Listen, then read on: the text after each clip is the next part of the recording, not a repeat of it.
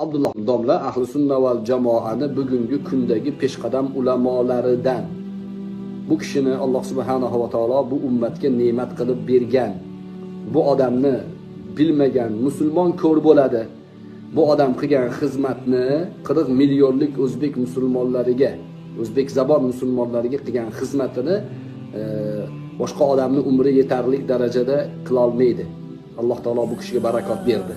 Ko'p xizmat, juda ko'p odamning islomni tanishiga xizmat qildi bu odam.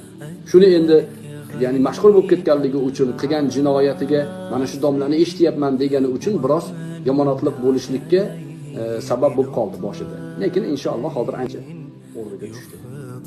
Bismillahirrohmanirrohim. Alhamdulillah va salatu vassalamu ala rasulillah amma ba'd.